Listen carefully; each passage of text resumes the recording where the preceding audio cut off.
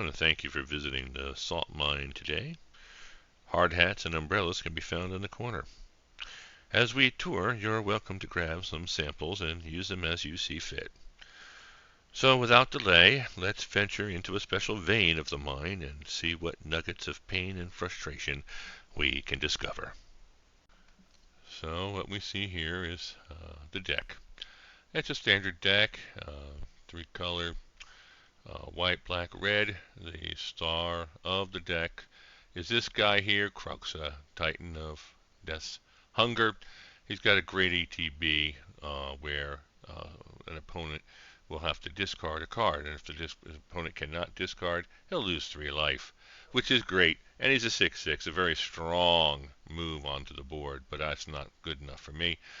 I wanted to see if we can somehow get this guy to do this multiple times. So I went and looked around, and I found an interesting character right here, Luminous Broodmoth. And whenever a creature you control without flying dies, return it to the battlefield under its owner's control with a flying counter. So that's great. They have a 6/6 that becomes a 6/6 flyer. It's awesome. But I still want more. I don't want to be, just one use. So I looked around a little bit more, and I came across this gem, Solemnity. Players can't get counters. Counters can't be put on artifacts, creatures, or enchantments, or lands, which means that we play Kroxa, put him on the board, the ETB occurs, then he goes into the graveyard, and when he does, Luminous Broodmoth wants to bring him back. And when Luminous Broodmoth brings him back, she wants to put a counter on Kroxa, but Solemnity won't allow it to happen. So Kroxa goes back into the graveyard, and thus we have a loop. And we will create all sorts of havoc. I've removed players' hands, cards from their hands. I have little tiny bones in there because I actually like him, and he also will, play havoc with the player. And I will also play the Zulaport Cutthroat to create more life loss and life gain on my part. And therefore, because Kroxa has to be discarded because you don't pay the escape clause, we have the infinite loop going. And we also, I do use Flicker of Fate as a protective device. If someone tries to eliminate Kroxa or any other key piece, I can protect them. 9 lives protects me. It absorbs damage while I'm setting up my pieces. And I think that's just about the rest of the deck there. So I hope that you enjoy it. I did a little, I added a little Rakdos here just to, be my outlet just in case things went haywire. I could bring him out and bring Kroxa back, and then do damage to the opponent. I did a standard land ramping by using fetch lands to make sure I have the land I need. So that's it. It's pretty simple and it's very effective. Let's see the play.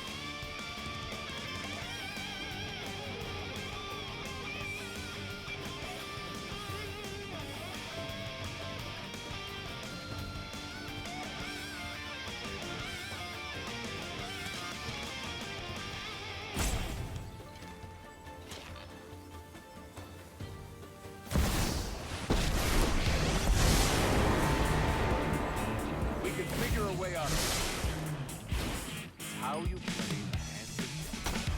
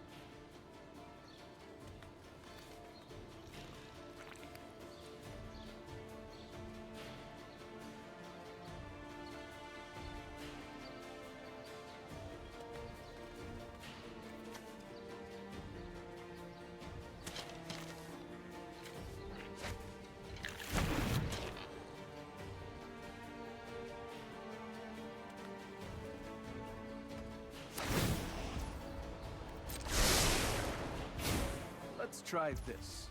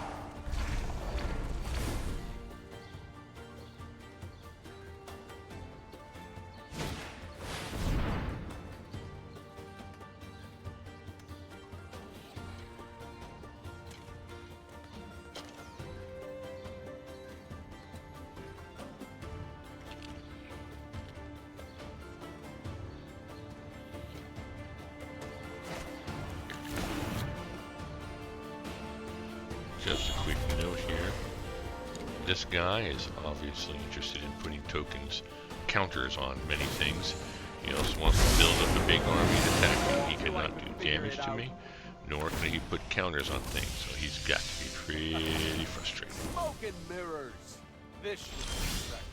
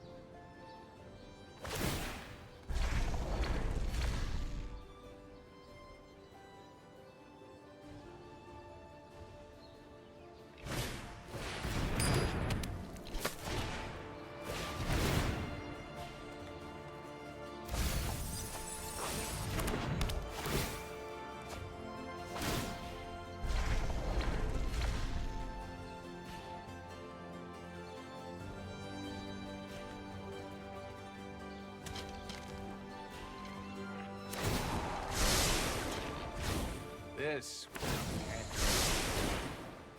It's a matter of giving. Let's think this through.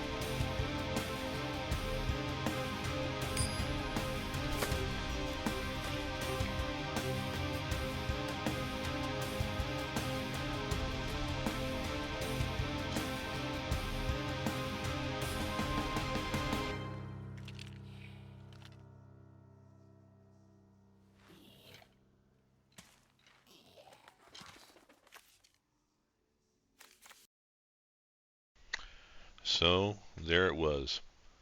As you see, once that loop starts, there's nothing much that the other player can do. He had his scoop. Uh, it's one of the few combo pieces that the actual pieces themselves help protect the board state, which I really like.